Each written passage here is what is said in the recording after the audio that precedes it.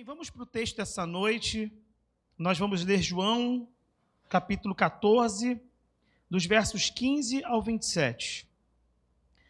A minha versão diz assim: se vocês me amam, obedecerão aos meus mandamentos, e eu pedirei ao Pai, e ele lhes dará outro conselheiro. Algumas versões dizem consolador, para estar com vocês para sempre. O Espírito da verdade.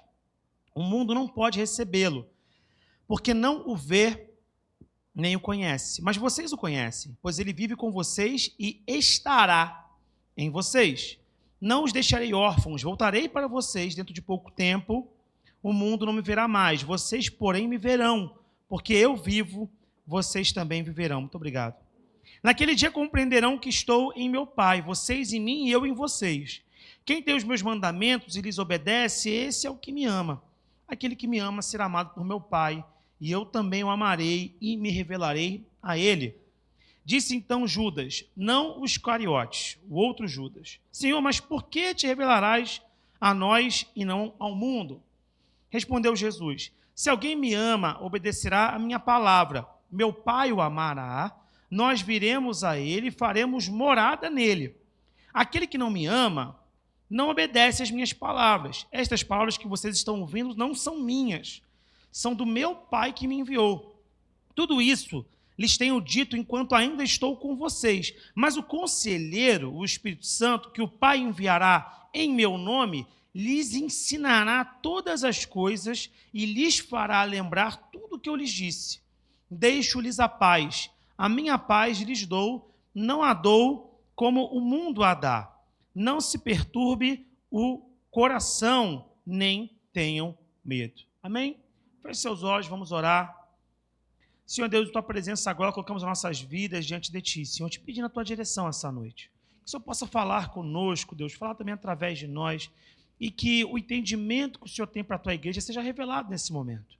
Que não seja a minha competência em si, uma fala minha, mas que o teu Espírito revele toda a verdade necessária essa noite, segundo a tua vontade, Senhor, para que o Senhor possa cumprir o teu desejo em nossos corações. Confronta, Deus, nossos corações, mas também conforta com o teu afago, com o teu amor, Senhor. Abre nossa mente, o nosso coração para receber de ti aquilo que o Senhor deseja essa noite. E se alguém tiver com alguma dor física, algo que atrapalhe, Deus, a compreensão nesse momento, eu te peço. Age de modo poderoso, Senhor, e singelo, para que essa pessoa possa se livrar desse incômodo e conseguir ter a mente totalmente focada na palavra revelada do Senhor. É o que nós pedimos e agradecemos, em nome do Senhor Jesus. Amém. Amém? Pode se assentar. Os textos que nós lemos agora... Obrigado.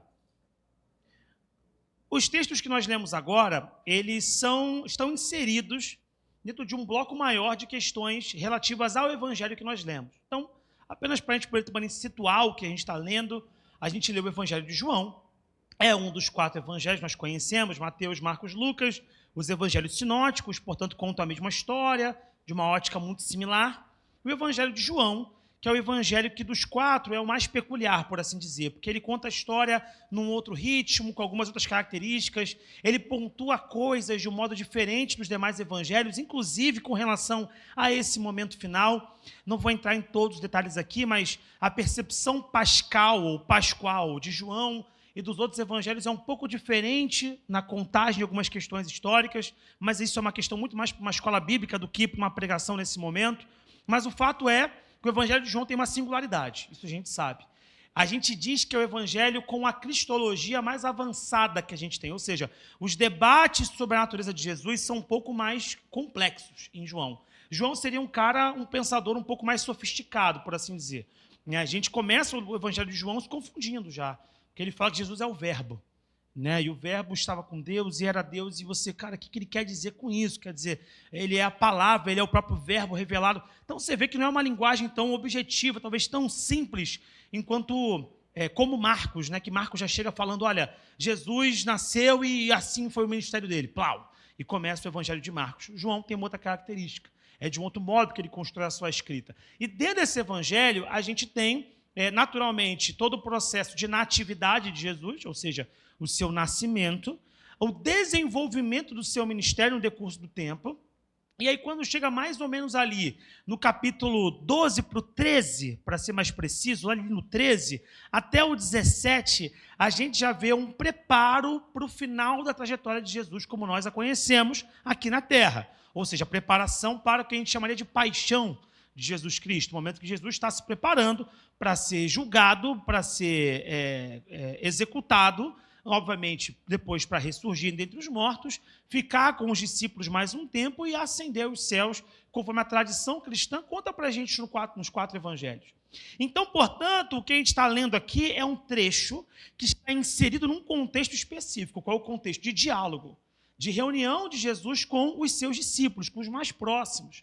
Então já é aquela preparação realmente do que seria a Santa Ceia, ou o que a gente também chama de Eucaristia. Esse momento final, em que ele senta com os discípulos, começa a orientar a eles com relação ao futuro e, inclusive, prepara a Santa Ceia, repartindo pão, repartindo vinho, falando que ali estava o corpo e ali estava o sangue dele. Mas, novamente, ele conversa com eles, preparando eles para o que virá, já antecipando algumas questões. E no capítulo 17, inclusive, é o capítulo que encerra esse bloco e tem aquela oração clássica de Jesus, que ele pede ao Pai que os discípulos sejam unidos uns com os outros, tal como ele é com o Pai, assim como ele e o Pai são um, que eles também possam ser um. Então veja que tem toda uma construção de Jesus meio que preparando o processo futuro. Quer dizer, eu vou embora, eu vou voltar para o Pai e vocês vão ter que encaminhar isso. E dentro desse contexto, Jesus revela uma coisa que não é muito clara para eles naquele momento, vai ficar um pouco mais clara mais para frente e para nós hoje é muito clara. É muito tranquilo de compreender, pelo menos é tranquilo de compreender a categoria, o conceito, mas a profundidade é um dos mistérios, né? Que é o mistério da Trindade. Jesus chega e fala com relação a um consolador ou conselheiro, depende da versão. Na minha versão a gente leu como conselheiro, mas algumas falam de consolador, que seria o Espírito Santo. E Jesus começa a falar, olha, vocês não ficarão sozinhos, eu volto para o Pai, mas vocês receberão um ajudador. Esse ajudador é o Espírito Santo, que estará com vocês em rigorosamente todas as coisas. E ele irá guiar vocês, porque vocês amam ao Pai.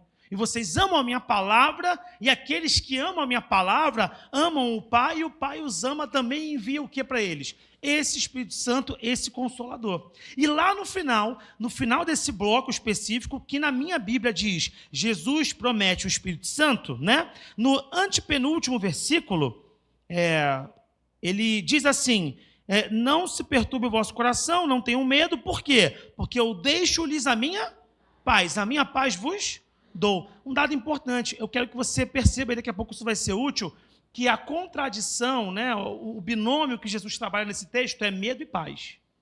Medo e paz. Quer dizer, quem tem paz não tem medo. Paz não é sinônimo, aqui não é antônimo de guerra, perceba isso? É antônimo de medo. E eu quero que você guarde isso, que daqui a pouco isso vai ser importante mais para frente. Amém? Então, Jesus indica 2 coisas de impacto, na minha concepção, pelo menos, para a leitura dessa noite, 2 coisas de impacto no capítulo 14. Quais são as 2 coisas de impacto? A primeira delas, que ele enviaria o Espírito da Verdade, ele chama assim, o Espírito da Verdade, que nós também conhecemos como o nome de Espírito Santo, que ajudaria em todas as coisas, sendo conselheiro e consolador. E a segunda coisa, que Jesus nos deixaria a sua paz. E essa promessa, ela começa a se cumprir quando? Se nós pegarmos a Bíblia do ponto de vista do Espírito Santo. Porque a paz também é um outro fenômeno que é um pouco mais subjetivo, né? Quando começa essa paz. Mas o Espírito Santo é claro, do ponto de vista bíblico, quando acabam os eventos relativos aos evangelhos, Mateus, Marcos, Lucas, João, na sequência vem um outro livro, né? Cujo nome é qual?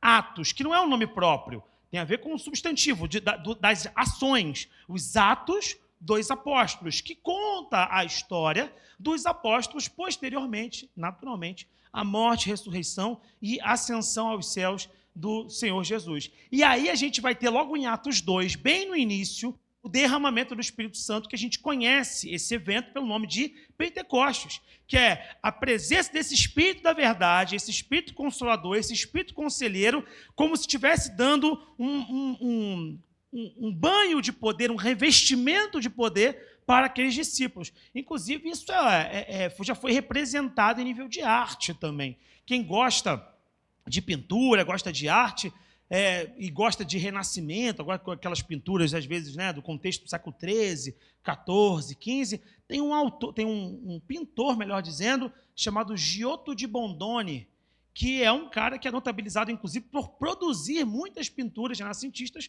com temáticas cristãs. E tem uma pintura dele, do século XIV, portanto, os anos 1300 e alguma coisa, e a gente chama de Trecento, no Renascimento, que produz uma obra de arte justamente sobre isso. E na obra de arte dele, são os discípulos ali, uma espécie de uma casa, e aí do alto vem umas luzes, né, que representam essa manifestação do Espírito Santo sobre aquelas pessoas. O Renascimento, naturalmente, ele não é um movimento pró-religiosidade em si, mas ele dialoga com temas religiosos num contexto medieval europeu muito religioso e que tem ali o catolicismo como um norte espiritual importante. Então, você vê que é um tema muito central, né? É um tema que, inclusive, mexe com o nosso imaginário. Quando você olha o nome da nossa igreja, é a Batista, né? Nova Jerusalém, mas é Batista o quê? Em renovação espiritual. Está muito vinculada à ideia do Pentecoste, está muito vinculada à ideia da manifestação do poder de Deus, do carisma espiritual, da renovação que vem desse Espírito Santo. Então, eles vão receber essa manifestação e, consequentemente, eles vão começar a agir a partir dessa manifestação. Na sequência de atos, o que nós vemos o conjunto dos discípulos fazendo a vontade de Deus, movidos, guiados por uma potência que é o Espírito Santo. E aqui eu chamo potência no sentido não que o Espírito Santo é uma potência, mas ele nos potencializa. O Espírito Santo é uma pessoa. Isso tem que ter essa clareza. É uma pessoa de Deus, é uma pessoa divina, que agora habita em nós e começa a se manifestar de modo mais poderoso. E aí os discípulos são chamados para ir em diferentes lugares, e na medida que eles oram e impõem as mãos, esse mesmo revestimento de poder que eles receberam, eles passam também a manifestar na vida dos demais. E isso foi importante em vários sentidos para os próprios discípulos, porque muitos deles, sendo judeus, eles precisavam ver com os próprios olhos que o mesmo Espírito que se movia neles podia se mover nos gentios também. Então, eu acredito que essa manifestação do Espírito foi muito peculiar nesse período, porque ela também era pedagógica. Porque se falasse assim, basta reconhecer Jesus e o Espírito Santo habita em você, e a gente sabe que é assim, quando você de fato se arrepende verdadeiramente, o Espírito Santo já se manifesta em você, e o sinal dele não é um falar em línguas, o sinal dele não é uma manifestação de cura, o sinal dele é arrependimento, é coração contrito, é desejo pela virtude do Espírito Santo, pela sua justiça. Quando você recebe isso, as pessoas que estão fora não estão vendo, né? Você está sentindo, mas não estão vendo. Mas hoje a gente aceita isso. Mas naquele momento os discípulos precisavam ver alguma coisa, para eles acreditarem que isso era verdade. Então eu acredito que essa manifestação foi peculiar naquele momento para um propósito pedagógico, para que os discípulos, estendendo as mãos, pudessem ver se cumprir as palavras do Velho Testamento, que ele seria derramado sobre toda a carne, inclusive em carne gentia, porque isso é uma questão que incomoda alguns, porque a gente não pode esquecer que Jesus, profeta que era, Deus encarnado que era judeu. Então, era uma questão também importante para eles. Então, hoje a gente não vê mais assim, a gente não vê mais dessa maneira, né? Como, deixa eu ver se tem o Espírito Santo, eu tenho que impor as mãos em você e tem que ter uma manifestação. Não, eu entendo que isso foi uma manifestação particular, peculiar daquele momento, não é um pensamento só meu, não, entendeu? Isso não surgiu de mim, o Igor sozinho, né, no seu recôndito do seu lar, ali no quarto, pensando com grandes ideias, concluiu isso. Não, isso é o senso comum teológico que geralmente a gente tem, né? Que é uma manifestação muito particular e que hoje você não precisa ter um sinal espiritual muito grande, místico, para se conferir que tem o Espírito Santo. O que diz que há o Espírito Santo é o fruto do Espírito. Você tem o fruto do Espírito em você? Você vive isso? Então você tem o Espírito Santo em você. Você peca, mas não deseja pecar? Você luta contra isso? Você tem o Espírito Santo em você. Mas a gente, e aí fica uma lição, deve continuar desejando. Não para demarcar algo tal como naquele contexto, mas desejando para ver a obra do Senhor acontecer, a presença do Espírito Santo. A gente deve continuar almejando os milagres, os dons, as manifestações. E nós reiteramos isso não porque é uma necessidade retórica, mas porque nós cremos. O Espírito Santo continua hoje atuando na terra.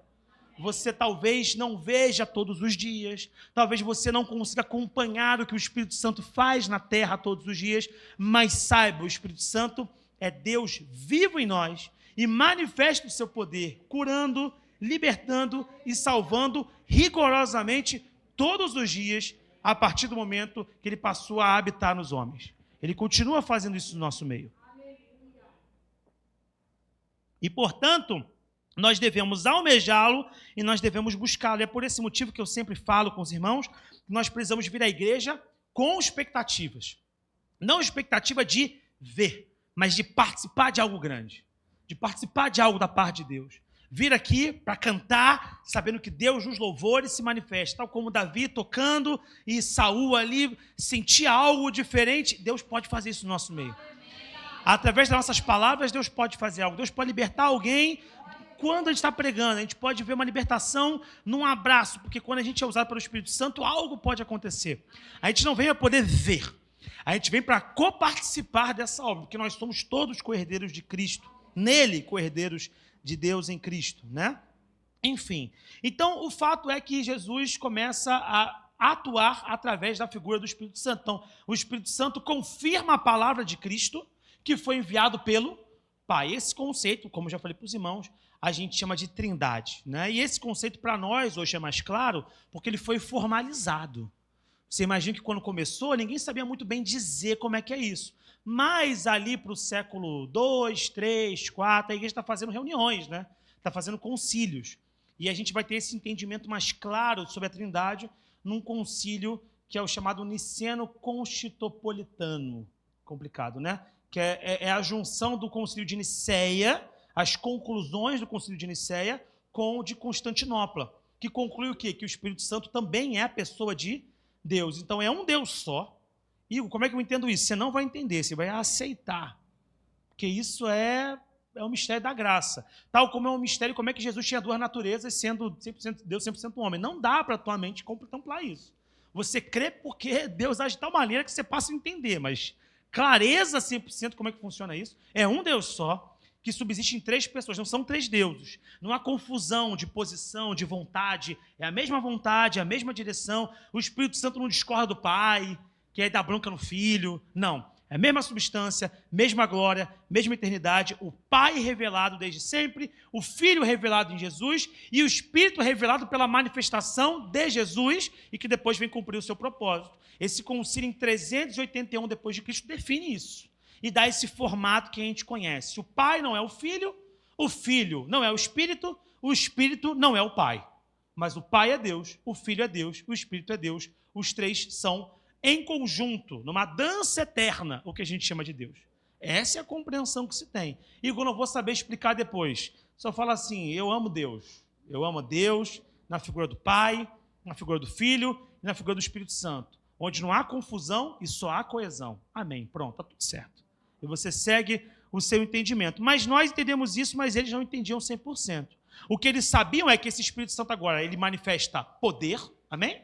Ele manifesta poder e eles têm uma outra promessa. Você fica imaginando eles conversando, porque quando a gente vive algumas experiências, a gente conversa sobre elas depois, não é assim que funciona? Então eu imagino, tempos depois eles reunidos falando assim, você lembra aquela vez que Jesus falou que ia mandar o conselheiro? Que legal, né, cara? A gente está vivendo isso porque ele prometeu. A gente está vivendo isso. E aí alguém vira e fala assim, mas ele também prometeu paz, né? E a gente está aqui no fogo cruzado. Porque logo na sequência em Atos, a gente vê o quê? Os discípulos sendo perseguidos porque estavam falando a vontade de Deus. E talvez algum deles tenha feito uma objeção. Fala assim, Jesus prometeu o Espírito Santo, mas também prometeu paz. Ele prometeu conforto e paz. E é verdade. Só que o problema, e aqui é o grande sino da palavra de hoje, é que a nossa compreensão conceitual da promessa às vezes está errada. A gente entende conforto e paz dentro de uma concepção nossa, urbana, do século XXI, que tem desejos e expectativas materiais muito específicas que dizem respeito à nossa sociedade e à nossa forma de interação. Às vezes a gente entende conforto como eu vou para a igreja e vou encontrar um ambiente confortável e agradável. E é bom que seja confortável e agradável, nós desejamos isso. Mas não é essa a noção de conforto que o Espírito Santo quer trazer para nós. Ou às vezes a gente fala, não, agora eu sirvo a Jesus, então eu não quero mais problemas. Eu quero é paz, silêncio. Não quero mais nada me incomodando. Mas seria estranho se a promessa de paz fosse a ausência de incômodo? Porque o próprio Jesus fala que neste mundo nós teríamos aflições.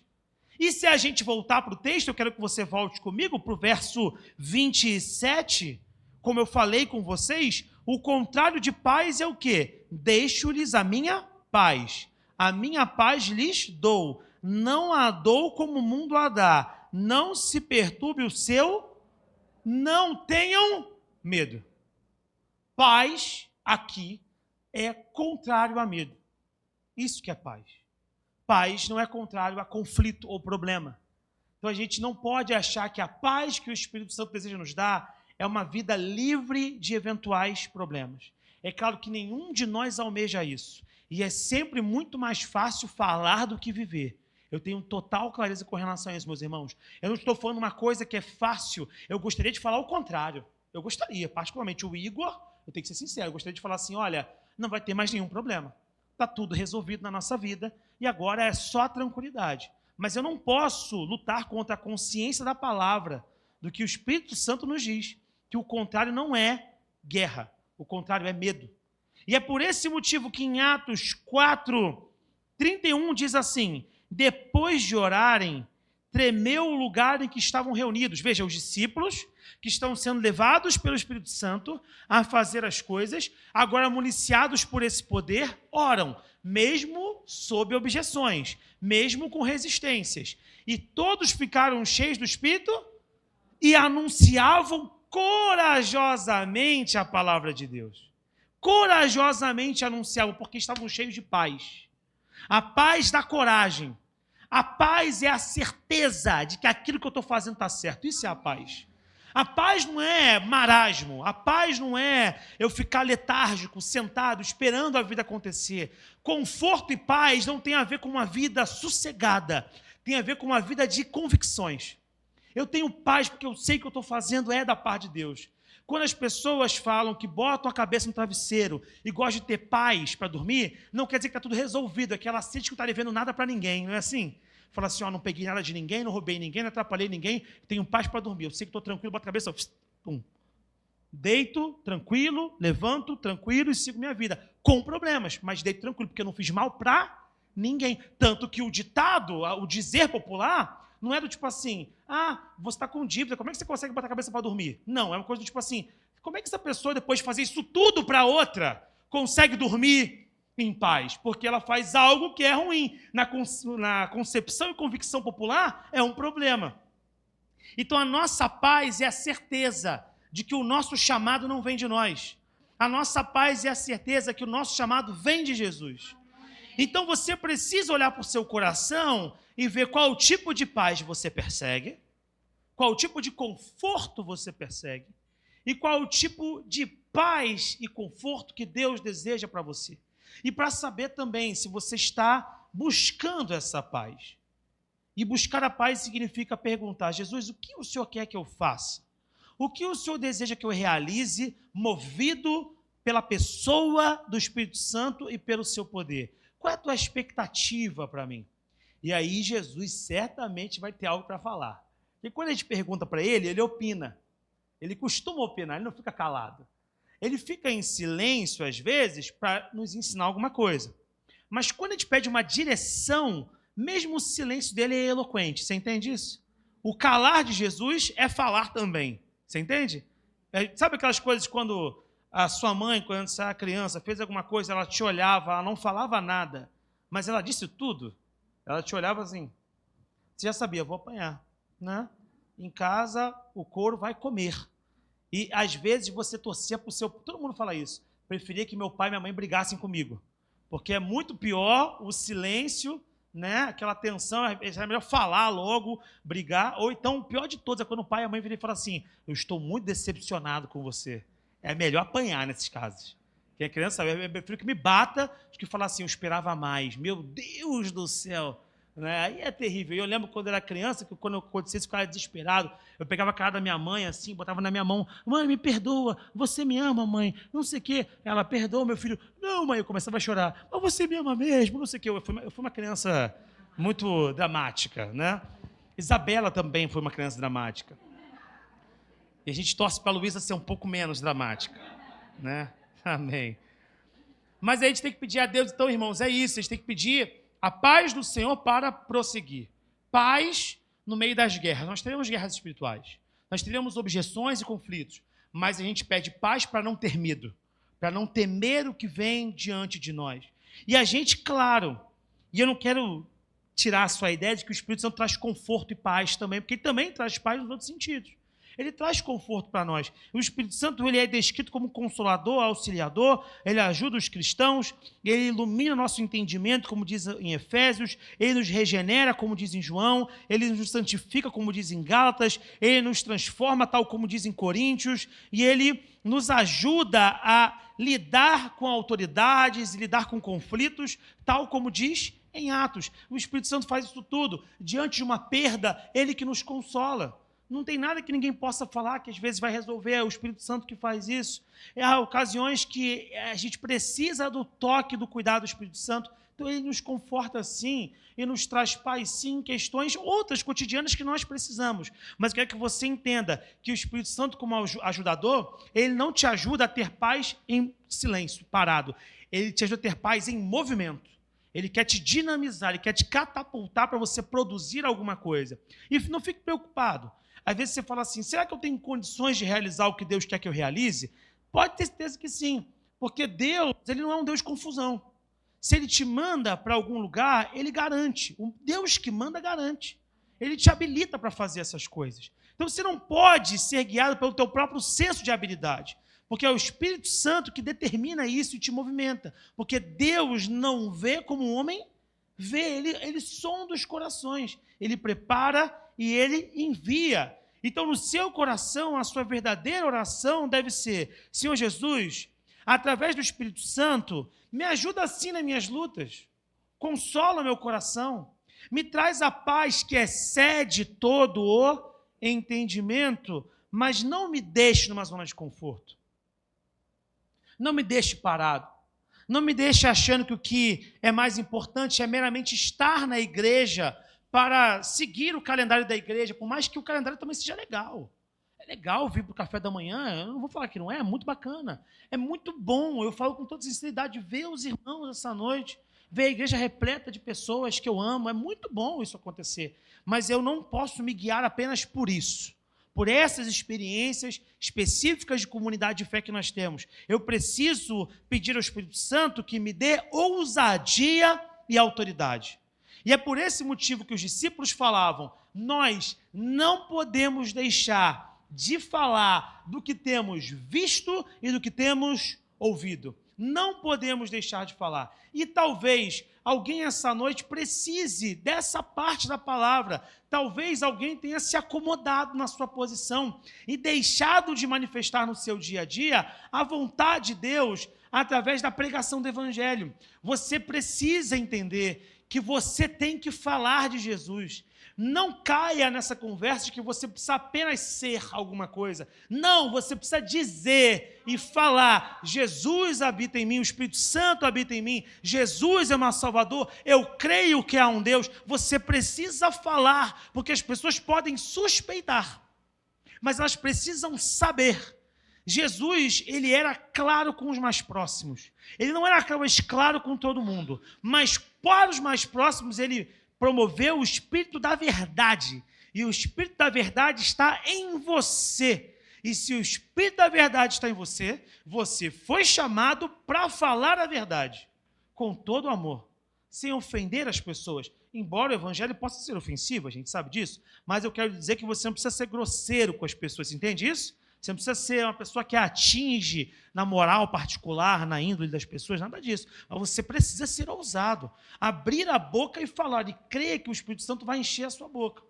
Porque senão você vai ficar naquela expectativa de achar que você só vai ter aquele seu amigo ouvindo de Jesus no dia que você mandar uma pregação do YouTube, que você viu um pregador da igreja fazer, ou no dia que você conseguir convencer essa pessoa de estar com a gente. E amém, isso também pode ser bênção. Mas por que você não fala? O mesmo Espírito que habita em mim, habita em ti.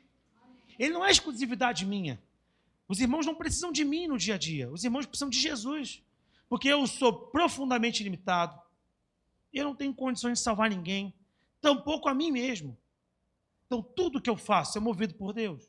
E tudo que você deve fazer também deve ser movido por Deus. Você deve pedir ao Espírito Santo para te guiar em todas as coisas. E falar da vontade dele. Manifestar no seu trabalho. Para que você não enterre o seu talento. Para que você não enterre o seu dom. Para que você não enterre o seu ministério. Porque o ministério de todos nós não é o protocolo que a gente acha que é de execução numa igreja. Isso é um ministério institucional, você entende isso? É uma benção. Mas o ministério, o grande valor de todo o povo de Deus espalhado na terra é pregar as boas novas. O evangelho é a pregação das boas novas. É o anúncio público de que tem um problema cuja solução já está dada. Basta acolhermos o solucionador. Nós precisamos falar disso. E talvez você esteja um pouco mais calado. E a palavra de Deus para você essa noite é: fale dos feitos. Fale do que Jesus fez. Não tenha medo. Tenha paz para realizar o que Deus quer realizar na sua vida e através da sua vida. Amém? Fique de pé, eu quero orar por você.